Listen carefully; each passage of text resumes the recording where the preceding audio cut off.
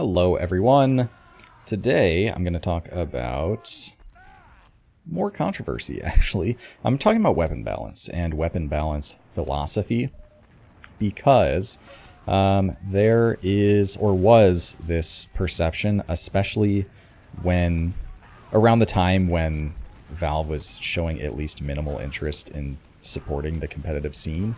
There was a lot of talk about weapon balance because obviously a big holdup for Valve, and often a big holdup for casual players as well, is the fact that sixes, well, any competitive format. Sometimes I see this perception when I talk about like a weapon being banned or something. People being like, sometimes explicitly saying like, this is why Highlander is better. When it's, you know, have your own opinions about the difference between the two formats. You know, they're both valid. But Highlander also has a whitelist. I don't know if this is something people are aware of, but that is not unique to sixes. Basically, any competitive format is going to have weapons whitelisted, or more specifically, weapons banned, with the exception of no restriction sixes, where that's the entire conceit of the format. But anyway, quick tangent aside, man, my train of thought just got completely obliterated.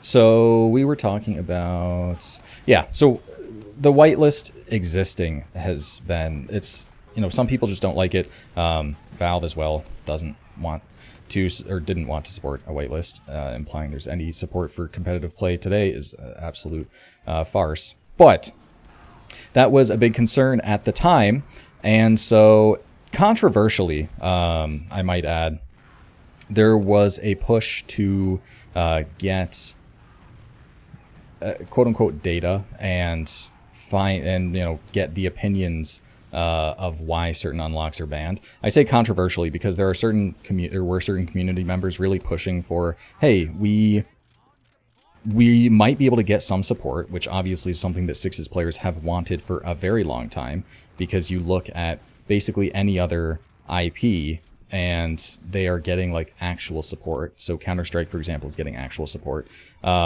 Despite the fact that, you know, Counter-Strike is not designed from the floor up to be a competitive shooter, like at all, really. And they very much made adjustments to do so. Likewise, TF2, we kind of, it's definitely much more drastically different, of course. You know, casual TF2 to casual Counter-Strike, but I digress. Point being, we see other Valve properties just getting support in a very direct way of, okay, like here is money for a major, here is like some form of monetary support, we're going to actually pay some amount of attention to you, which really wasn't the case for sixes ever. So getting a small modicum of attention definitely had a lot of people very much willing to please. If that's not a story you've heard among casual players as well, where the second that Valve gives even the tiniest bit of attention, everyone is suddenly forgets all their woes and is very much appeased. Yeah, no different in a sixes setting either. But anyway, you have community members basically saying, hey, I know these weapons are banned, but let's play a season with them anyway so that we can get specific feedback on why they're broken, which was unpopular. And people didn't want to play their ESEA seasons and have them be quote-unquote ruined, right, by having to play with the quick fix, for example, or just certain unlocks that people generally know are broken, but for the purposes of quote-unquote data, you know, you're playing with it anyway, and it's less fun, and again, a lot of these unlocks are banned for a reason, but it happened nonetheless. And in some cases, weapons were changed in very incomplete ways and weird ways. But enough of the shaky history lesson, or hazy rather, and more so talking about the philosophy. Something that I heard a lot from, I remember hearing this from Banny's stream specifically, who was one of these proponents of, hey, we should be testing these things out long term. We would like to have no weapon bans at all, and we'd like to have unlocks, you know, be able to get used competitively, whether they, you know, need minor changes or whatnot to accommodate that, right? And the idea was of this I'll call it trickle-down balance, but more so talking about balancing for competitive play, and casual will just follow suit, right? The argument I heard was that balance really doesn't matter nearly as much in casual, which is a far more chaotic setting, a setting in which, you know, the kind of intrinsic brokenness of a weapon is much harder to exploit, and a setting in which there are much more moving parts, meaning a very simple something that might be broken in a very specific kind of metagame context is much less broken in a casual setting. So as a result, if something is balanced in competitive play, then it is therefore balanced in casual play. This is the argument that was made a lot of the time, and this was the argument that I heard. And I want to explore that and talk about if this is true. Is it true that if something is balanced for competitive play, it is balanced for casual play? And the answer is, drum roll, not yes. Close to yes, I'll say, but more so a maybe. It's nuanced, if you've never heard me say that before on this channel. But what do I mean by this? Well, for starters, generally speaking, a lot of weapons that are... what's the word I'm looking for? I'm distracted by this goofy 1v1 on my screen. So, yes, there are very much... in competitive play, I'll say... people are much more willing to exploit weapons. If there's a broken weapon, people absolutely can play around it. And people play to win, so they will absolutely use and abuse weapons to the best of their abilities. As well as very specific metagame contexts, making certain weapons problematic in ways that they just would never be in a casual setting. So, for example, the quick fix, which I'll even need to check back on the stats here to see if it still charges uber faster. Oh yeah, it does. So the quick fix in casual play is maybe one of the weakest mediguns, just because the actual uber is not really that strong when you have 12 players on the other team, meaning the damage output potential is much, much higher.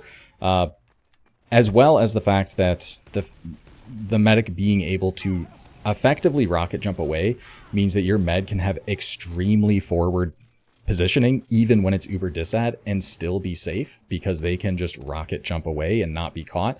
So your med's positioning barely matters at all, and the fact that it charges faster than stock adds insult to injury, and it may have charged even faster in the past. I don't remember its old stats exactly. On top of the fact that in a sixes context, again, the incoming damage is just going to generally be a lot lower. So for a lot of more of the, what's the word I'm looking for? Kind of transitional situations in which you're not just pushing into a sentry gun on last, for example. It's going to be pretty comparable to an uber. So in many ways, if one team is running the quick fix, the other team is kind of forced into running the quick fix, which is not the case with other unlocks, as well as the fact that you basically you kind of have to always pop through if you have ad and you're trying to get the next point, because you just won't be able to dry push against the amount of spam that you have to deal with against teams that are holding as close as a quick fix team can, because again, their med can just rocket jump or sticky jump away to safety. So it presents a lot of issues, and none of these issues are going to be present in casual play whatsoever. So a unlock that looks quite weak actually in casual play is quite problematic and unfun to play against in a competitive context. Now that being said, and there are so many examples of this, whether that be Girardi or Mad Milk, both powerful options in casual, don't get me wrong, but not the over-centralizing and just like completely busted versions that they would be in a competitive setting. But nonetheless, there are so many examples. However, there are examples of unlocks that are much stronger in casual play than in competitive play, which kind of counters this argument, at least a little bit. However, it's a little, I don't know, it's a little complicated, because let's provide some examples for starters. So things like the kunai, the dead ringer, especially the flog, get considered really, really strong in casual play, sometimes broken. However, the main counter for these weapons, and the reason that they're not broken in competitive play, on top of the fact that oftentimes they're on classes, you just don't see that often, but even when these classes get run and use these items, they tend to rely on or prey upon inexperienced players, but also just a lack of coordination, a lack of game sense, and stuff like that. A Flog Pyro, it's pretty easy to deal with because they have to go for, you know, a long taunt that you know is happening, and you can position accordingly. It's generally very easy to deal with in organized play or when everyone's kind of paying attention, right? So on some sense, a lot of these unlocks that are very powerful in casual, it's all, you kind of almost want to say it's like a skill issue.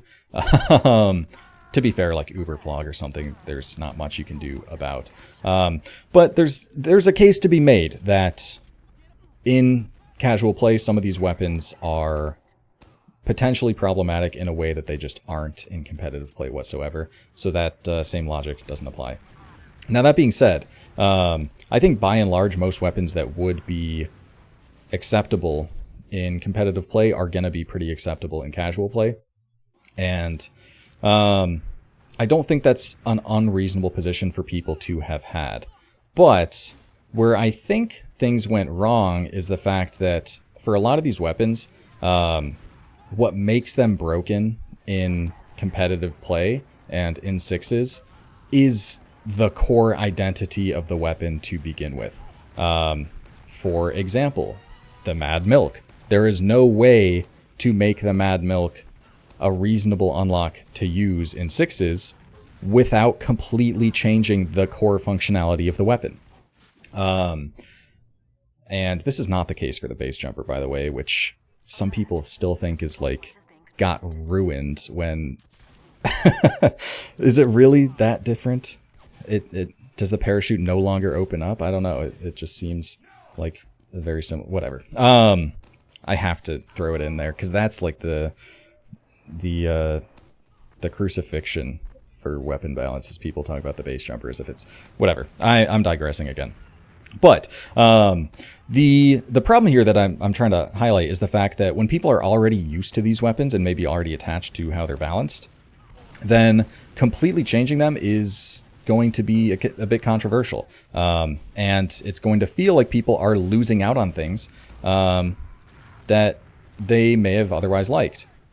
So maybe a bad example here of the Vitasaw, because I don't think the Vitasaw really had that many proponents to begin with. But let's imagine with the Vitasaw, right? It used to just let you keep Uber, a certain percent of Uber when you respawned, which obviously in a setting where each team only has one medic and Uber advantage and disadvantage matters a lot, that's a huge deal. Because again, if one medic uses it, then you are forced to use it. Otherwise, if, for example, both meds died on mid, then one med would preserve like 40 ad, and they get to push with that ad. So you just have to use it, and it's not really an interesting unlock. The alternative of the Ubersaw, I think Solemn Vow may have been banned at the time. The alternative of the Ubersaw is a much more interesting weapon, a weapon people have more fun with. So yeah, as a result, you have the Vitasaw proving itself to be an issue in competitive play, right? Very simple, very clear. It got changed to a completely uninspired, basically Ubersaw clone, but much worse version, because you only get the return to Uber if you end up dying, rather than being able to get an Uber and save yourself. So it is generally just an uninspired Ubersaw at this point. It is balanced for competitive play now. It is unbanned. There's one person who used it as maybe a gimmick. Honestly, I've seen... the med was Starka in Advanced would use the Vitasaw, and I've actually seen him get multiple saws. Oh, I guess it is still an Uber saw or a bone saw. Get multiple saws and have 20, 30 ad when he spawns, and play that ad, which is quite interesting. But anyway, if, for example, the Vitasaw just had a bunch of fans, a bunch of people who really liked using it, which again, in this specific weapon's context, I don't think is the case, but it just got changed to this bland and uninspiring weapon, then yeah, absolutely, it would feel like something is being taken away. So I think that while on paper, the sort of trickle-down balance and balancing things for competitive play is somewhat sound, with maybe a couple exceptions. The unfortunate reality is that people already are used to the ways weapons are balanced now, and it's going to be unpopular to make things worse, or in some cases just completely change the functionality and identity of a weapon in order to make it, you know, fairer in a competitive context. Yeah, without just making a bunch of people unhappy. So yeah, that's probably that might be all I have. So yeah, to summarize and reiterate, I suppose, while yes, I do think generally speaking that balancing things around the competitive play will make casual still pretty fundamentally balanced, as far, you know, as much as balance is even achievable in a setting like that. It's hard to do so without people being upset and people complaining, and certain guns just becoming martyrs. And suddenly you have a bunch of people that just hate, you know, sixes to begin with, because they get this idea that we have input on how these weapons are changed, rather than just, you know, the only input we have is, in some weapons, for some cases, the explanation for why they're broken. And that's about it. And also it's worth mentioning that, like, most of the weapon changes that happened really happened with no regard to competitive play. For like Blue Moon and Jungle Inferno and whatnot.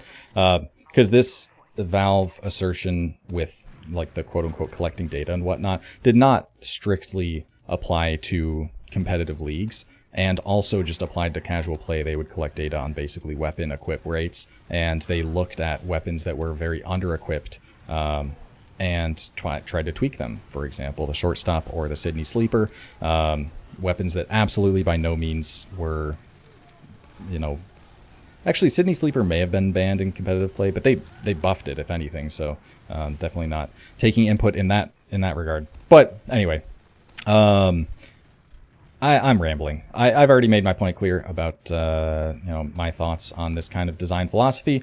But yeah, let me know your thoughts in the comments. But I'll probably call it there. Hope you guys enjoyed, and I'll see you all next time.